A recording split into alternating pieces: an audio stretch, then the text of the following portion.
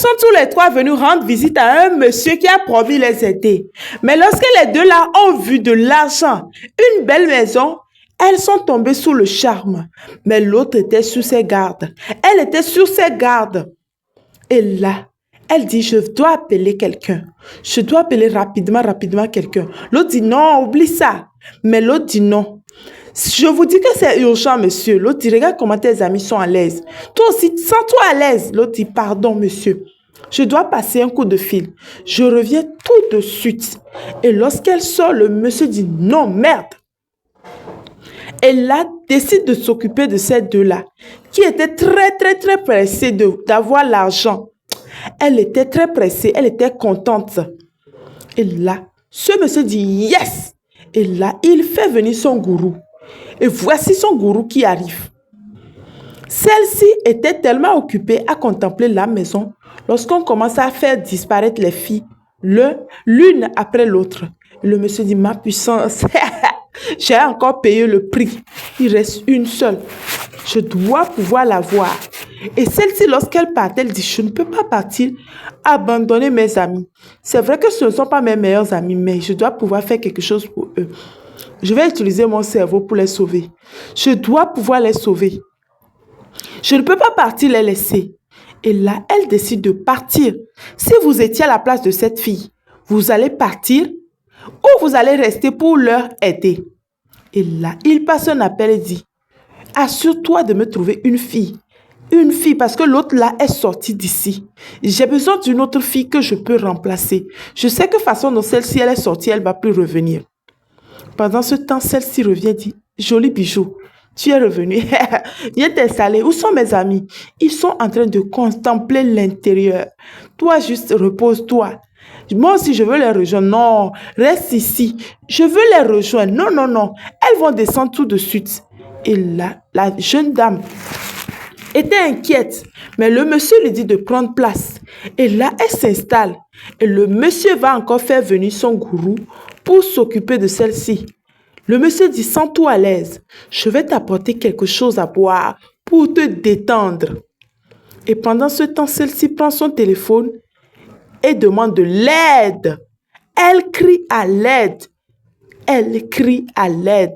Elle écrit un message disant qu'elle a besoin d'aide. Elle l'envoie rapidement pendant que le monsieur lui donne une coupe. Voici un monsieur qui est arrivé dit, les filles qui sont arrivées ici, où sont-elles? Elles vont bien, monsieur, vous n'avez pas à vous inquiéter. Elles vont bien. Et l'autre dit, vous ne savez pas qui je suis dans cette ville? Le monsieur dit, je n'ai pas besoin de savoir qui vous êtes. Jeune dame, ça va? Et là, elle dit, elle ne savait pas quoi dire. Elle était perdue. Le monsieur lui fait signe de dire, tout va bien. Et là, l'autre vérifie. Vous êtes sûr que tout va bien? Tout va bien. Vous êtes dans la maison de l'un des plus riches de ce pays. Tout ne peut qu'aller bien. Si vous voulez, vous pouvez vous installer, vous détendre. Et là, le monsieur demande encore à l'autre, tout va bien? Oui, monsieur, ça va bien. Et là, le monsieur s'apprêtait à sortir lorsque il sent que quelque chose ne va pas. Et le monsieur lui fait des yeux pour dire que tout va bien. Et lorsque le monsieur est sorti, cette femme dit, un instant, je veux voir mes amis. Je veux voir mes amis. Je veux voir mes amis. Le monsieur dit, ne t'inquiète pas, elles vont arriver. Mais toi, bois. L'autre dit, je veux voir mes amis. Et là, elle commence à crier. Et ce monsieur se sent alerté et ne part plus. Ce monsieur revient et dit, qu'est-ce que tu t'apprêtais à faire? Monsieur, qu'est-ce que vous apprêtez à faire? Et l'autre dit, il a fait du mal à mes amis parce que je ne les vois plus. Et l'autre monsieur commence à menacer et dit qu'il veut voir les jeunes dames. Le monsieur dit, vous savez qui je suis dans ce pays? Et l'autre dit, nous étions trois à venir dans cette maison.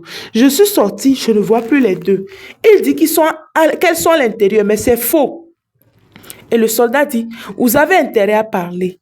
Et là, écoutez bien ce que ce monsieur va dire. Vous savez qui je suis dans ce pays? Vous savez qui je suis? Et là, le soldat commence à fouiller. Le monsieur dit, détendez-vous. Je vous donne 10 millions tout de suite. Et l'autre dit, vous tentez de m'acheter? Je fais ce métier par vocation, pas parce que j'ai faim. L'autre dit, 20 millions. 20 millions, on n'en parle pas. Je ne sais pas combien on vous paie. Et l'autre dit, monsieur, vous m'insultez. Vous insultez cette tenue que je porte fièrement. Vous êtes en état d'arrestation. Et tout ce que vous aurez à dire sera retenu contre vous. Et l'autre dit, 30 millions. 30 millions. Quelque chose que vous n'arriverez pas à gagner toute votre vie. Et le monsieur se met à le gifler. Et la femme dit, chef, c'est bien fait. Continuez comme ça. Mes amis, je ne sais pas ce qu'il a fait d'eux. Et là, lorsqu'il reçoit une gifle, il commence à parler. Il dit, je les ai utilisés. J'en avais besoin. Il faut que je paie le prix pour cette saison. Je les ai utilisés. Et là, si vous êtes d'accord, je vais vous payer, je vous assure. Et l'autre soldat dit, ne me cherche pas. Je te conduis au commissariat tout de suite. Sans...